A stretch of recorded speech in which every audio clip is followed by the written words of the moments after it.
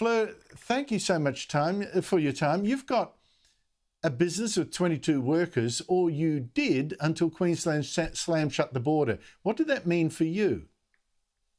It meant that immediately 5 of us were impacted by being on this side of the New South Wales border with no chance of having any exemption to get through. So I'm remotely managing my business and trying to keep it going. But, you know, one of our key workers who operates a very expensive piece of technology that we invested in last year, he sits waiting for the borders to open, but that technology sits idle because it's actually start of our production process. We manufacture everything here in Australia, and we can't get this process started because it was an automatic cutter. So, you know, it's impacted not just the 5 that are on the side, but a big team of our production staff as well, which sort of, you know, slowed down all our capacity.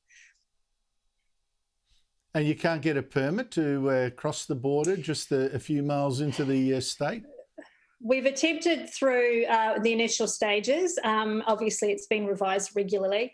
But the last time the cutter passed through, he was told that we may consider our business essential, but Queensland government doesn't. So I'm not too sure what direction to take there when you also hear of different sort of types of businesses operating. And I wouldn't begrudge anyone still being able to cross through. I wouldn't want to take that. I'd love for everyone to be able to cross through in the bubble. But it's a little frustrating trying to work out the criteria when you do hear of some people that have had exemptions based on what they do. You know, we manufacture, so we start the process in our factory and we can't start the process. So we've spent $250,000 on a piece of technology last year that sits idle. Look, I feel sorry for you, particularly when I checked the figures today for Tweed Shire, where you are. They haven't had a single infection for a long while. I mean, there's no risk in that particular shire. And I understand you run a COVID-safe business. What's the danger?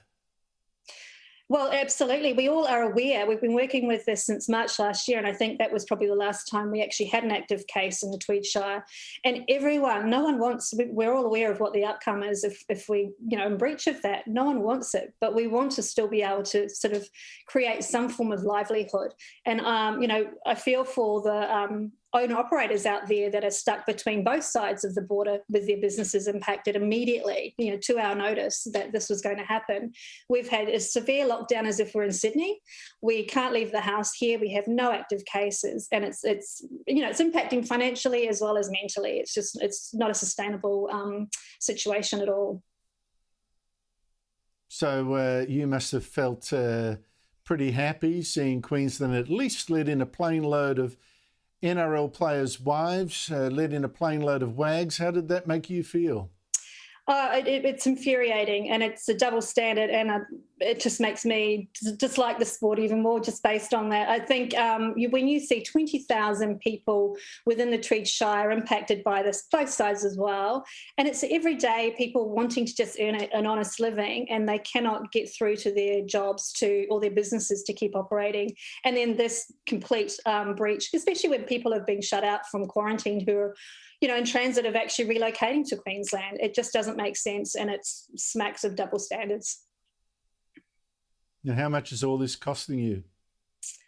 Oh, it's as I said, you know, it's had a real impact on our production capacity, and as we are very hand to mouth with our lean operating here in Australia, it affects us, you know, directly. But all our partners that we work with, all our manufacturers, we're all Australian made, so it has a huge impact down the line. This is our busiest quarter coming into it, and you know, we can't operate as quickly as we want to because we just don't have the means of actually skilling up someone who is specialised in operating our machinery. Fleur Richardson, my heart goes out to you. You put your savings, you put everything on the line to create a business, and the Premier just bang, you know, helps destroy it with it seems to me, crude bans. Thank you so much for your time, and good luck to you.